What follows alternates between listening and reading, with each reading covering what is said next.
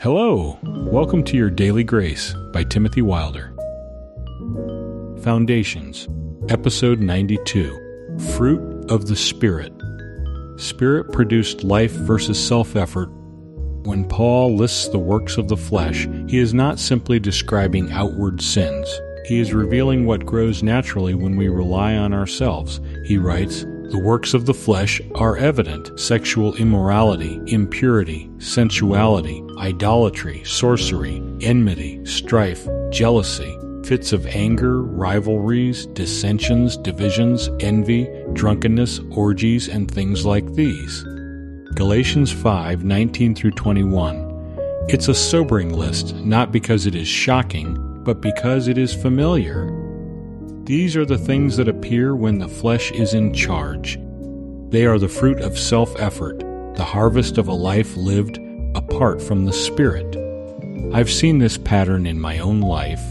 Whenever I try to produce righteousness through discipline alone, something tightens inside me.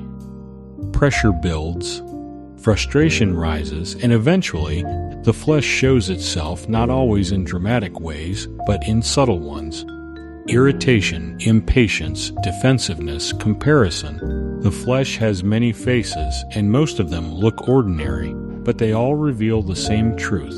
Self-effort cannot produce spiritual life.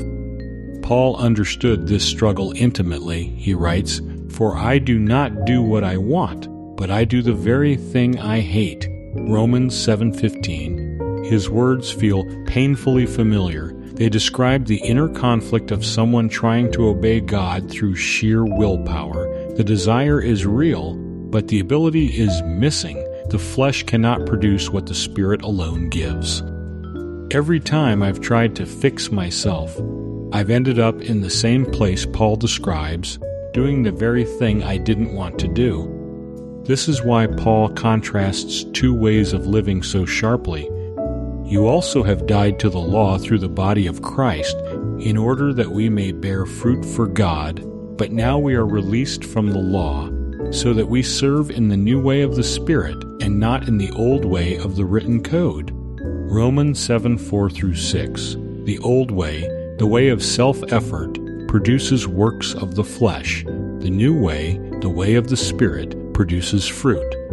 The law can command fruit, but it cannot create it. The flesh can imitate fruit, but it cannot sustain it. Only the Spirit gives life. This is why Paul confronts the Galatians so directly.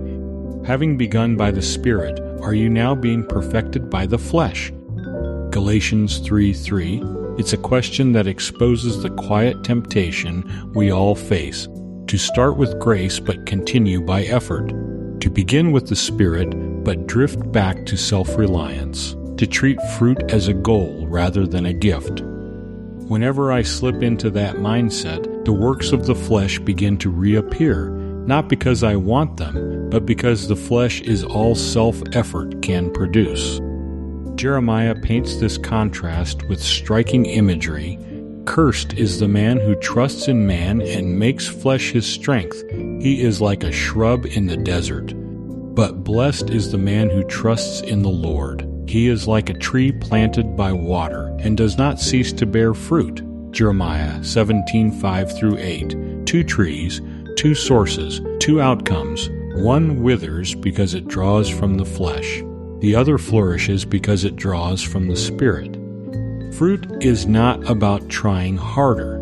It is about where you are rooted. The works of the flesh and the fruit of the Spirit are not competing lists. They are competing sources. One grows from self-effort, the other grows from the Spirit's life. One drains, the other nourishes. One frustrates, the other transforms. The difference is not in the effort, but in the source. Thanks for listening. If you are being fed and/or uplifted by these messages, we encourage you to like, comment, share, and subscribe. These things help us spread the message of grace.